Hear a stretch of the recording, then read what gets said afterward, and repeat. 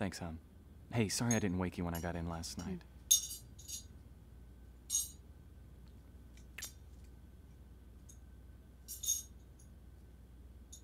How was the trip? Tax-free. Well, you missed a great service last week. Ben took notes for you. She made me. What was it about, Ben? I don't remember. I took notes the whole time, so I thought I wouldn't have to.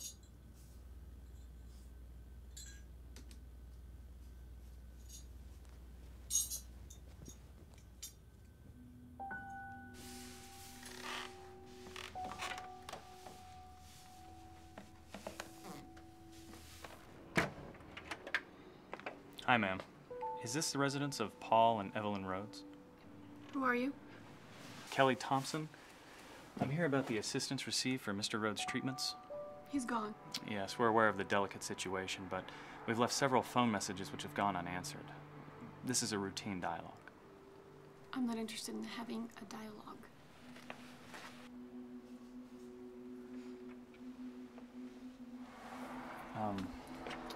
You and your husband applied for low asset eligibility. I can't help but notice you could have applied under a different category.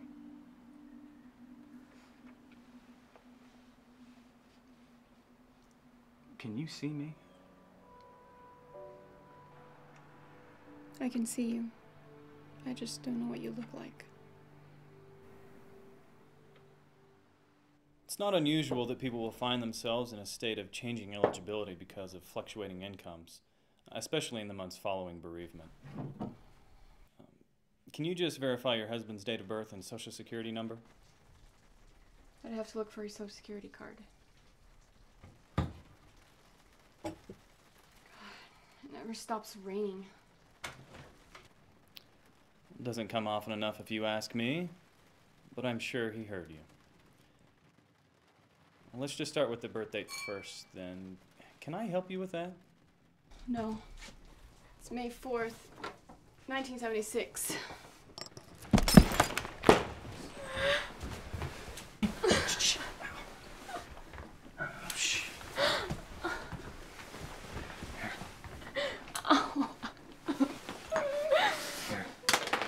You're ruining your towel. Here, stand up.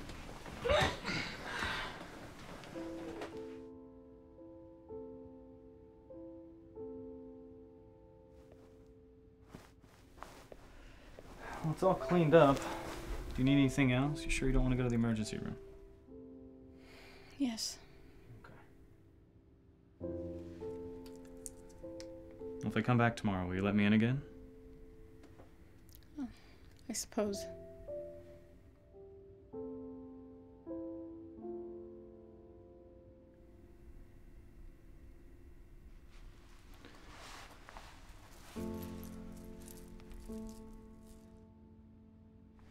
Would you like me to pray with you?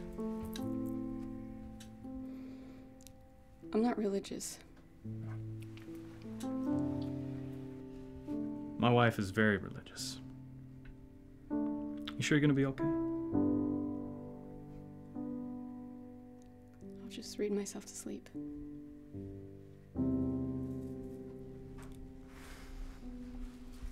Do you have audiobooks? No, I never needed them. Paul used to read to me. You're gonna have a hard time reading yourself to sleep then.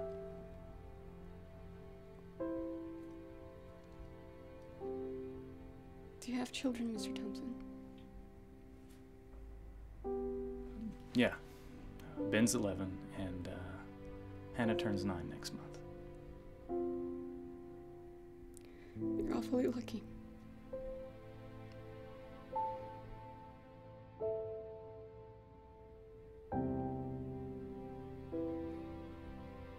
You know, at the hospital, they said that Paul almost made it. Just what they said about my vision. Evelyn can almost see.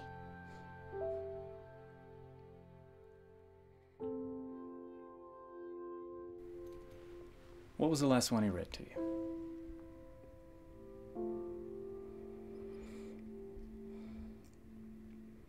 Have a good day, Mr. Thompson. You too. Kelly, are you coming? Right here. Sorry, hon. I got a little behind today. Okay, time for Grace. Put your fork down, Hannah. Ben? Bless us, O Lord, and these thy gifts. I was finishing a master's in English literature when they told me that in a year my sight would be so bad that they wouldn't be able to correct it any further. And you were working during that time? At a bookstore in Amherst. I took some time off and stayed home. They kept me on for a while. It became pretty clear that I wasn't going to go back after about a month, so I quit. And that's when Paul started reading to me. Before that, we hardly did anything together.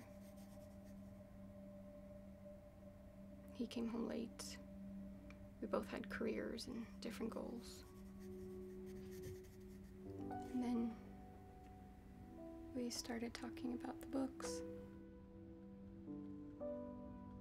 He started coming home as early as he could. Another couple of months went by before he convinced me to start learning Braille. And that was the week he was diagnosed. A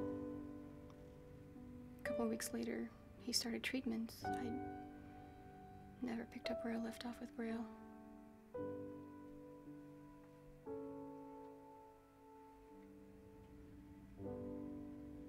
No employer in my field wants a woman who can't read.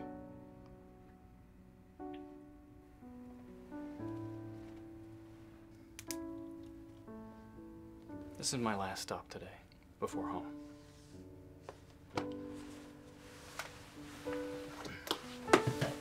Where'd you leave off? We're complete strangers, Mr. Thompson. I've been to your house twice already. Besides, this is the one he was reading to you last, wasn't it? It never started. He brought it home with him. And maybe an hour later, he got sick and kept getting sicker. And he was admitted that night.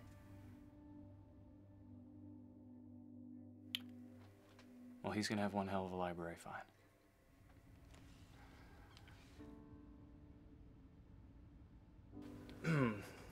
"300 miles and more from Chimborazo, 100 from the snows of Cotopaxi.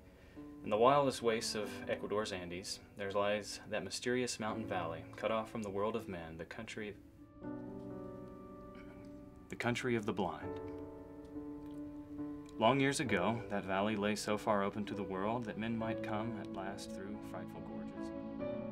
I must touch you, hear you, and never see you again. I must come under that roof of rock and stone and darkness, that horrible roof under which your imagination stoops. No, you would not have me do that." A disagreeable doubt had arisen in him. He stopped and left the thing to question.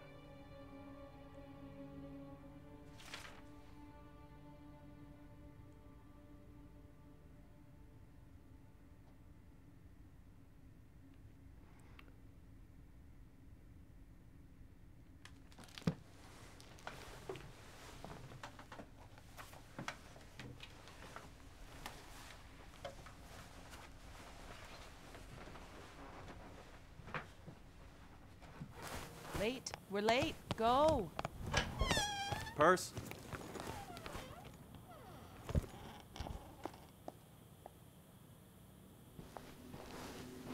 A reading from the letter of St. Paul to the Romans.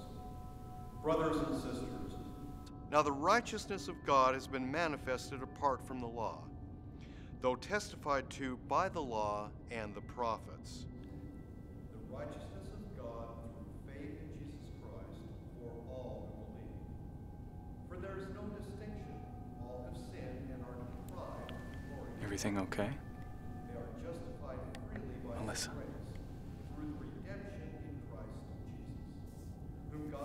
You haven't said 2 words to me all morning. You came in late last night. You didn't want to talk then. You were asleep. You didn't even call. It was a home visit, Melissa, okay? It took a while, and I lost track of time. It was a blind lady, Evelyn. She needed my help. A blind lady. But you must think of me. What does that mean? Is the blind lady the woman you're screwing?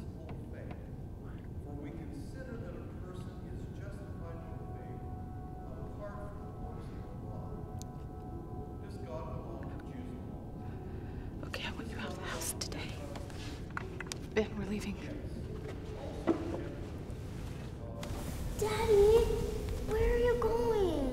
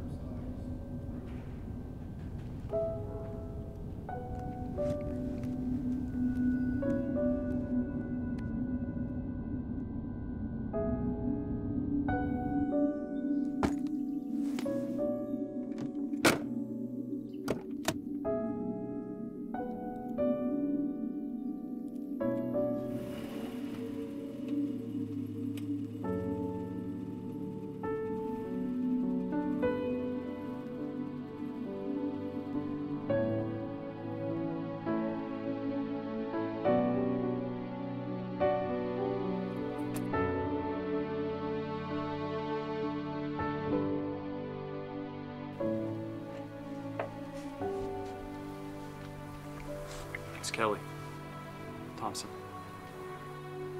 I know. But I thought you'd be sick of me by now. What's wrong?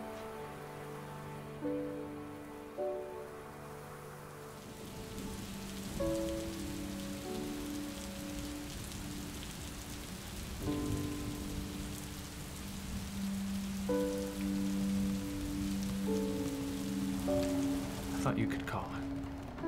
Just tell her where I was last night. And tell her who you are. Just relieve her suspicion. Here. It's ringing. Melissa, right? Yeah. Now, she probably won't answer if she sees that it's my phone calling. You just leave her a message. She'll listen. Does she have reason to be suspicious? I go out of town a lot. For business? Yeah.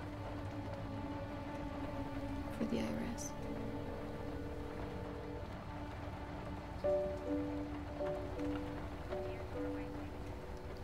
She knows Kelly. But I was with you last night, not out of town. Listen, you just gotta explain to me. I can't. No, I can't.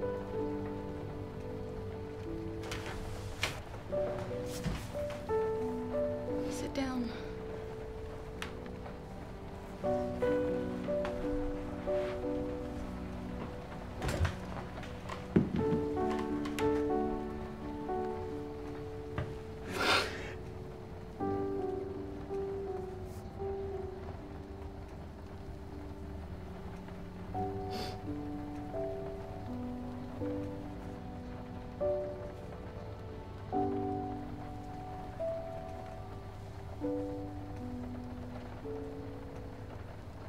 Will you take me outside?